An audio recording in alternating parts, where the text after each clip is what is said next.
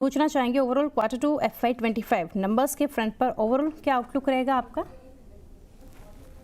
देखिए Q2 में हमारा अच्छा ग्रोथ हुआ है। अब कुछ कंडीशंस चैलेंजिंग थे क्योंकि मॉनसून सीजन है, लो क्वार्टर रहता है कंजम्पशन के लिए और हमने देखा कि इलेक्शंस के बाद कुछ प्रोजेक्ट्स में कुछ टाइम लग रहा है स्टार्ट होने को, रीस्टार्ट होने के लिए। बट गल्फ की तरफ से हमारे जो सेगमेंट की फोकस है, उसमें हमने अच्छा ग्रोथ किया है, 2 या 3 गुना इंडस्ट्री का जो 3% 4% ग्रोथ रहता है।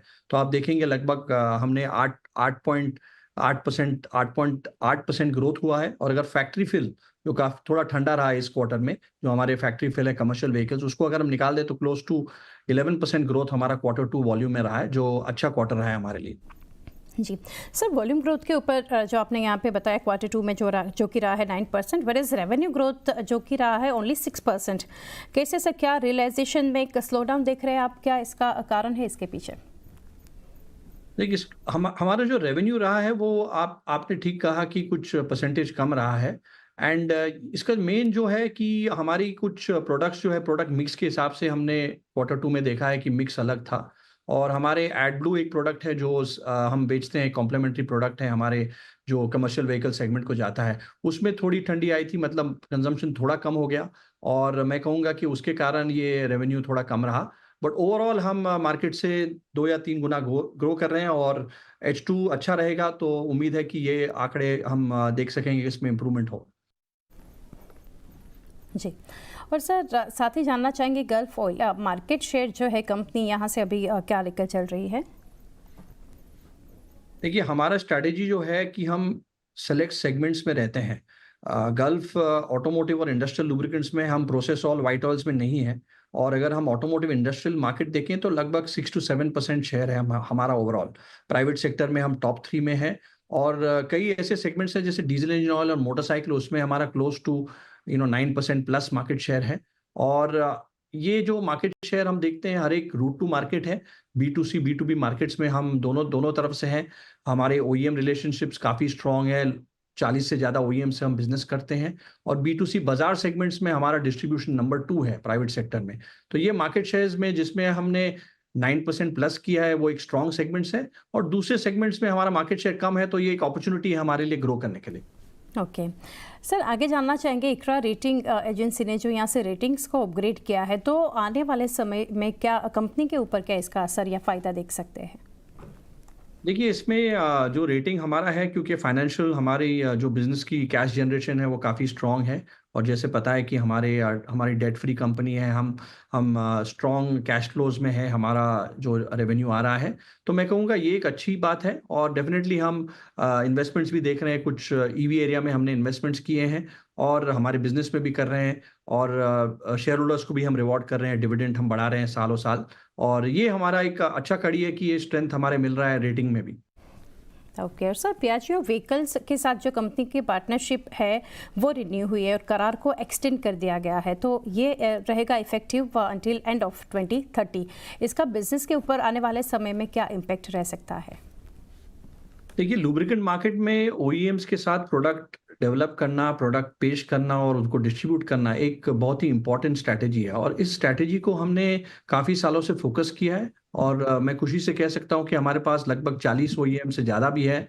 और ये पार्टनरशिप हमारे और ही सालों साल हम इसको और भी स्ट्रेंथन करते हैं। और पियाजो हमारे टॉप 5 OEMs में है। और ये हम कई सालों से उनके साथ जुड़े हुए हैं। और ये एक रिन्यूअल है कॉन्ट्रैक्ट का, जिसमें हम हाई परफॉर्मेंस लुब्रिकेंट्स उनके कमर्शियल व्हीकल्स के लिए लाएंगे। और जो EV व्हीकल्स है उसके लिए भी हमें प्रोडक्ट्स हैं, ऑलरेडी सप्लाई कर रहे हैं। तो ये हम डेवलप करेंगे और इसको स्ट्रेंथन करेंगे, इसकी डिस्ट्रीब्यूशन। और ये अरेंजमेंट पियाजो के साथ हम जो ग्रोथ हो रहा है उनके मार्केट में, हम उनके साथ ग्रो करेंगे। और हमारे इनिशिएटिव्स उनके साथ, लूप जो रिक्वायरमेंट है, लूप की जो कंजम्पशन है, उसको हम कैसे बढ़ाएं साथ में, ये हमारा लक्ष्य है। और कई OEMs के साथ गल्फ जुड़ा है और ये एक स्ट्रेंथ है, क्योंकि कस्टमर भी OEMs के प्रोडक्ट्स को देख के ही इन्फ्लुएंस होते हैं। और एक इम्पॉर्टेंट पार्ट है हमारी स्ट्रैटेजी का। ओके, तो ये तो सर काफ़ी डिटेल शेयर की। रवि सर, आगे जानना चाहेंगे कच्चा तेल जो यहाँ पर हम कॉस्ट बढ़ने की वजह से बिजनेस पर इसका कुछ असर हो सकता है, या फिर इस सिचुएशन में मार्जिन्स इंप्रूवमेंट के लिए आप क्या स्ट्रेटेजी लेकर चल रहे हैं? देखिए जो रॉ मटेरियल हम यूज करते हैं हमारे लुब्रिकेंट में, ये बेस ऑयल है और ये रिफाइनरी से आता है। तो क्रूड की जो प्राइसेस आप देख रहे हैं कि क्रूड ऑयल बढ़ेगा या कम होगा, तो बेस ऑयल का जनरली इसका 2-3 महीने का लैग टाइम होता है जो डायरेक्शन में जा रहा है क्रूड। और क्योंकि ये क्रूड और बेस ऑयल जो रिफाइनरीज बनाते हैं, बेस ऑयल वो अलग अलग क्वालिटी के बनाते हैं, सप्लाई डिमांड रहता है, तो ये प्राइसेस अगर स्टेबल रहते हैं तो मैं कहूँगा कि डेफिनेटली हेल्प होता है इंडस्ट्री को। अगर ये इंक्रीज होता है तो हम पास ऑन करते हैं B2C सेगमेंट में, B2B में कुछ प्राइस वेरिएशन क्लॉज से थोड़ा टाइम लगता है। सिमिलरली अगर कम होता है तो अगर हम प्राइसेस में एडजस्टमेंट करते हैं, तो ये मैं कहूँगा एक इंडस्ट्री का डिसिप्लिन है जिसके लिए अच्छा रहता है। अगर प्राइसेस स्टेबल रहेंगे तो मार्जिन में हम देख सकते हैं कि इंप्रूवमेंट हो सकता है। दूसरे कारण जिससे मार्जिन इंप्रूव हो सकता है कि हम मिक्स चेंज करें, हमारा चैनल मिक्स चेंज करें, हमारे प्रोडक्ट्स के मिक्स चेंज करें। तो कंपनी का हमेशा यह लक्ष्य रहता है कि अगर बेस ऑयल स्टेडी है तो एक प्राइस स्टेडी हो जाता है मार्केट में, और हम फोकस कर सकते हैं प्रोडक्ट मिक्स के ऊपर। हमारे प्रोडक्ट्स भी आते हैं कई अलग टाइप के, synthetic, semi synthetic, mineral based, तो ये मिक्स के ऊपर भी हम मार्जिन इंक्रीज करके एक स्ट्रैटेजी बना के हम हमेशा ये लक्ष्य है कि उसको कैसे और उम्दा करें। ओके सर, आगे रवि सर जानना चाहेंगे, जैसे कि हमने देखा Q2 में मानसून की वजह से एक सीजनली काफ़ी स्लो डाउन देखने को मिला इंडस्ट्री में, ओवरऑल बेसिस पर अगर बात करें तो अब आगे किस तरह का पिकअप देखने मिल सकता है? Q2 को एक मानसून क्वार्टर रहता है, और ये एनीवे मैं कहूँगा पूरे साल में ये क्वार्टर एनीवे इनका डिमांड कम रहता है ड्यू टू मानसून्स। बट इस साल हमने देखा कि मानसून्स भी थे, हीट वेव्स थे पहले, और इलेक्शंस जो हुए उसके लिए कुछ प्रोजेक्ट स्लो हो गए, तो अभी टेक ऑफ हो रहे हैं। तो नॉर्मली जो H2 रहता है वो H1 से बेटर रहता है। तो सेकेंड हाफ में उम्मीद है कि एनीवे पिकअप हो रहा है डिमांड, और क्योंकि अभी इलेक्शंस और मानसून्स का टाइम वो अभी हमने Q2 में देखा है, तो ये भी एक पॉजिटिव है कि डिमांड कंडीशंस इंप्रूव होंगे जैसे हम देख रहे हैं H2 में। आगे सर प्रमोटर होल्डिंग के ऊपर जानना चाहेंगे, यहाँ से जो शेयर जो हमने बेचते यहाँ से देखा गल्फ लुब्रिकेंट्स इंडिया, क्या रीज़न था इसके पीछे? इसका मेन जो है कि हम देख रहे थे, फीडबैक मार्केट से आ रहा था कि लिक्विडिटी चाहिए स्टॉक्स की, तो that is the only reason जो हमने देखा है। और I think that is to increase the liquidity of the stock for the retail market. Okay, and lastly Ravi sir जानना चाहेंगे, ओवरऑल नंबर्स के ऊपर आपने व्यूज़ शेयर किए, बट कमिंग क्वार्टर्स आप क्या गाइडेंस देना चाहेंगे? नंबर्स के फ्रंट पर नहीं तो ओवरऑल कंपनी के लिए कैसा रह सकता है?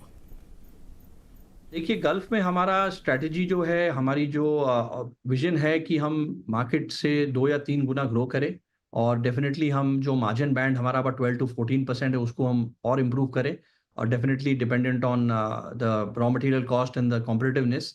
तो डेफिनेटली ये हमारा ऑब्जेक्टिव है, और कई ऐसे सेगमेंट्स हैं जैसे इंडस्ट्रियल है, पैसेंजर कार है, उसमें हम चाहेंगे कि ज़्यादा ग्रो करें, इंडस्ट्रियल इंफ्रास्ट्रक्चर, और हमारे ब्रांड को स्ट्रेंथन करें, डिस्ट्रीब्यूशन को बढ़ाए, क्योंकि ब्रांड स्ट्रेंथ बहुत अच्छा है हमारा। तो continue to invest in the brand, in above the line, below the line, and definitely हम जैसे हमारे कस्टमर बेसिस है उनको उमदा से उमदा प्रोडक्ट दें और सर्विस दें। तो ये हमारा स्ट्रैटेजी है, और अब हम ईवी सेगमेंट में भी जा रहे हैं, तो उसमें भी हम हमारे चार्जर बिजनेस में हम भी ग्रोथ देख रहे हैं। जी रवि सर, काफ़ी डिटेल्स आपने शेयर की। Thank you for connecting sir, and best wishes for coming quarters.